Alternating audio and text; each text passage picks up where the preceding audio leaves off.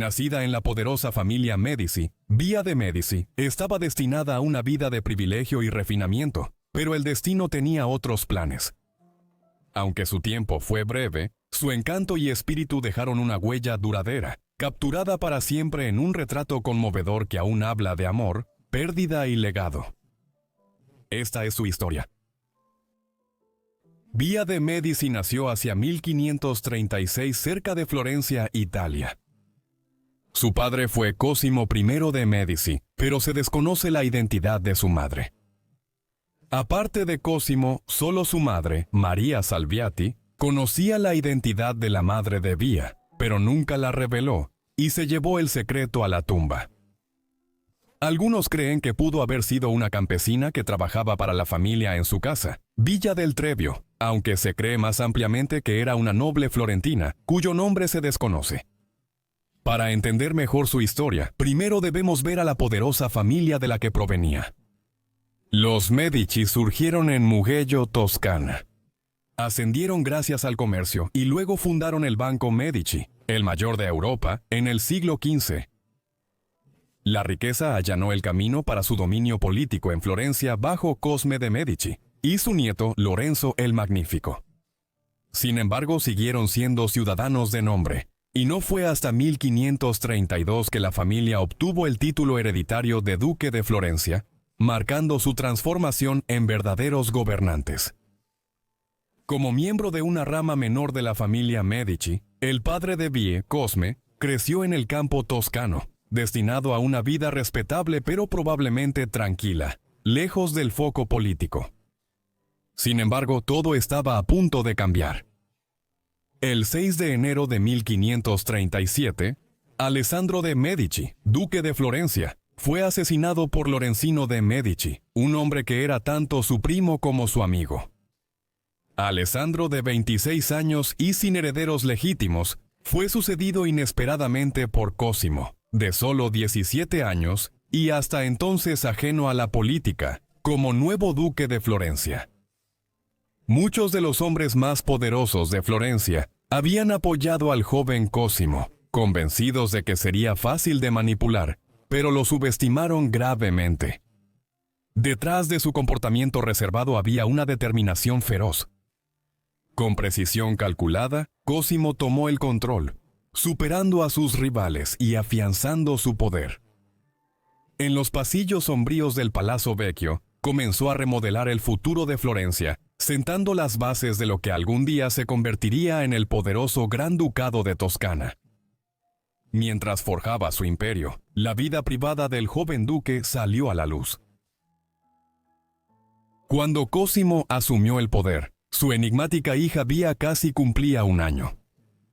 Lejos de ocultarla, Cosimo la reconoció como suya y la integró en el seno de la familia Medici.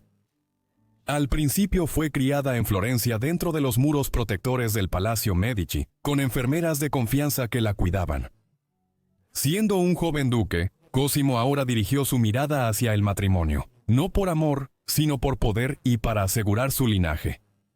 El nombre Medici todavía llevaba el aroma de la riqueza mercante y la nobleza reciente, y Cosimo sabía que necesitaba una esposa cuyo linaje pudiera anclar su autoridad en los círculos aristocráticos de Europa. Sus ojos se posaron en Eleonora di Toledo, la hermosa hija del virrey español de Nápoles. Su unión fue puramente estratégica, sellada por una lujosa dote y la silenciosa promesa del respaldo español. Se casaron por poder el 29 de marzo de 1539, y en cuestión de meses, Eleonora llegó a Florencia para conocer a su joven esposo, y con él a su querida hija de 2 años, Vía. Con la llegada de Eleonora, Florencia resplandeció con una grandeza renovada. Con solo 18 años, la noble española asumió con confianza su papel de duquesa. Pero los susurros de la corte pronto se dirigieron hacia su relación con la hija de Cosimo. Algunos decían que Eleonora resentía la presencia de Vía, una niña que ya había cautivado el corazón de su esposo. Quizás era celos, ¿quién podría decirlo? Sin embargo, otros recordaban una verdad más amable, que Eleonora trataba a Vía con amabilidad, incluso con afecto. Y de hecho, la mayoría de los historiadores se inclinan por esta versión de la historia, que la duquesa, lejos de ser fría, recibió a la pequeña niña en su nuevo hogar con gracia.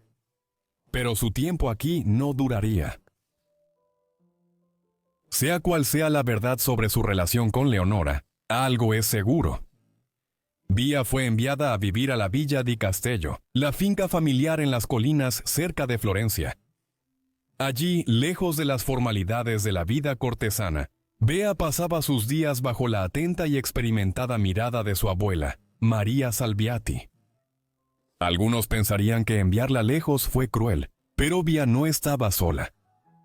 En Castello, compartía tanto su hogar como su habitación con Giulia de Medici, la hija ilegítima del asesinado duque Alessandro. Con el tiempo, Bea y Giulia se hicieron inseparables, más hermanas que primas. Con solo 2 años más, era tanto su compañera como su protectora, y juntas le daban un toque de vida a la antigua propiedad.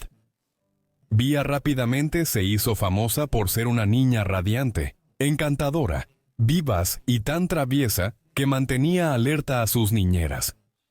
Su naturaleza juguetona y su agudeza conquistaron a todos, pero a nadie más que a su padre.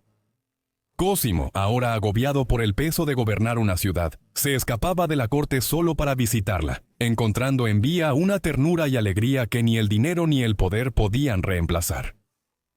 Pero con el embarazo de su esposa, una pregunta persistía.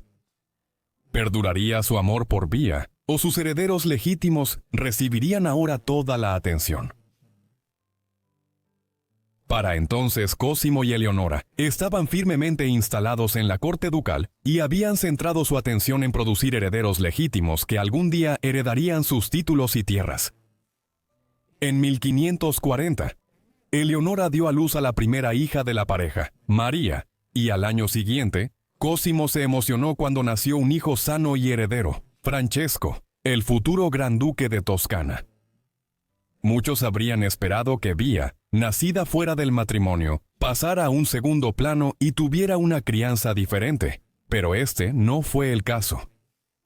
Cuando María y Francesco tuvieron la edad suficiente, ellos también fueron enviados a la Villa di Castello, bajo el cuidado de su abuela, y un círculo de enfermeras dedicadas. Fue allí, lejos de la política del Palazzo Vecchio, donde los hijos de Cosimo fueron criados juntos, en un mundo de orden, educación y afecto, con visitas ocasionales de sus padres, quienes estaban ocupados gobernando Florencia. Para elevar a los Medici al rango de las grandes casas gobernantes de Europa, Cosimo no escatimó esfuerzos en moldear el futuro de sus hijos, y eso incluía la cerveza. A la edad de 4 años, probablemente comenzó su educación formal con las mañanas dedicadas a la instrucción religiosa, y las tardes llenas de lecciones de modales, bordado y música. También habría comenzado a aprender lo básico del toscano, e incluso su tiempo de juego estaba cuidadosamente estructurado, supervisado por nodrizas y tutores que planeaban moldearla en la imagen de una refinada chica florentina. En años posteriores, sus hermanos menores seguirían un camino similar, cada uno de sus pasos supervisado por Cosme y Leonor, hasta en su ropa y tutores. Pero para Bea, todo el cuidado, la enseñanza y la promesa no llegarían a nada. A finales del invierno de 1542, Cosme planeó un viaje a Arezzo y decidió llevar a su querida Bea.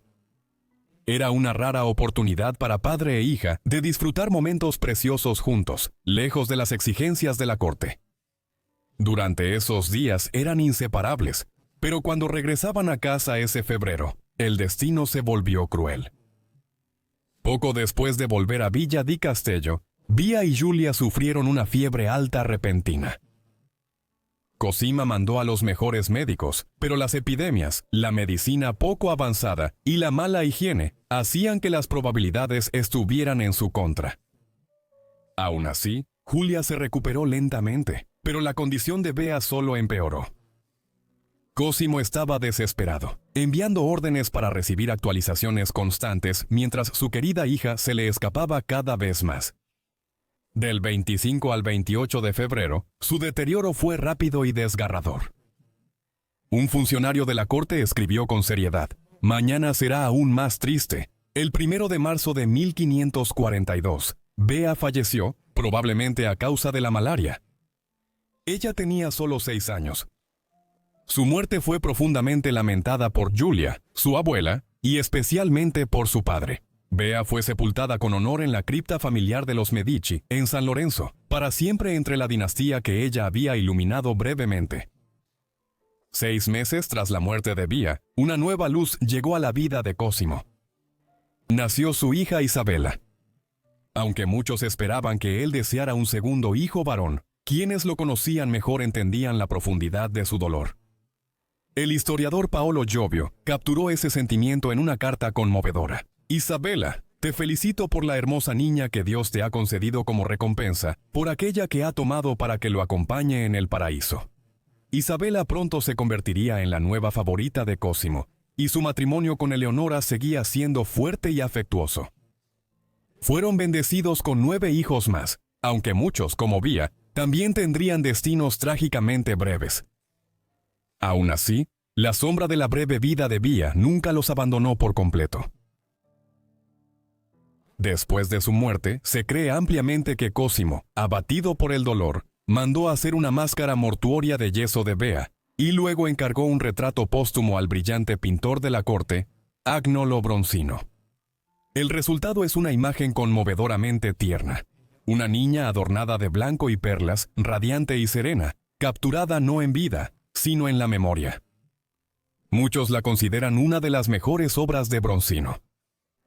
Como una vez describió el retrato la poeta Tulia d'Aragona, consagra una gracia que atrae, absorbe y cautiva a quien lo contempla.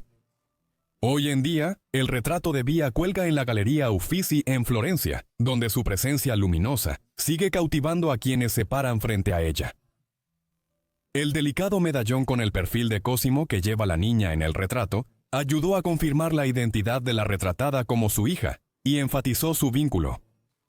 Originalmente, la pintura colgaba en las habitaciones de la familia Medici, sirviendo tanto como un tierno recordatorio de su hija perdida como un símbolo espiritual, guiándolos en la reflexión y la esperanza de la salvación. Durante siglos se pensó erróneamente que la pintura representaba a María de Medici, la hermana menor legítima de Bea. Esta confusión hizo que algunos creyeran que Bea solo era un apodo de María.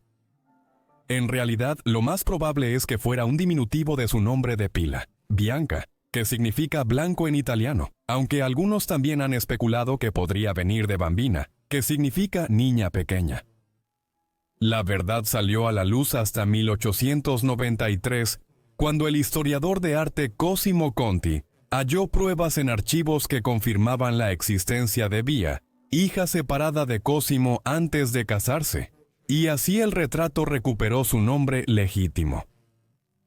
Otro retrato, este realizado por Giacomo da Pontorno, muestra a María Salviati sentada con una niña pequeña en su regazo. Por años, estudiosos debatieron si la niña era Bea, Giulia de Medici u otra persona.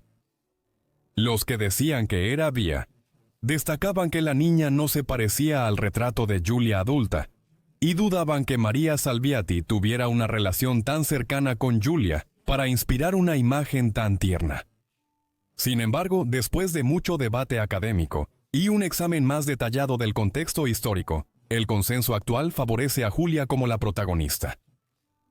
Cada año, la Galería Uffizi en Florencia atrae a más de 3 millones de visitantes, y la mayoría probablemente pasa junto al retrato de Bea sin conocer jamás su historia. Yo mismo tuve el placer de ver su retrato hace aproximadamente un mes, lo cual me inspiró a investigar sobre su vida y hacer este video. Así que en esa nota, muchas gracias a todos por ver este video. Espero que lo hayan encontrado.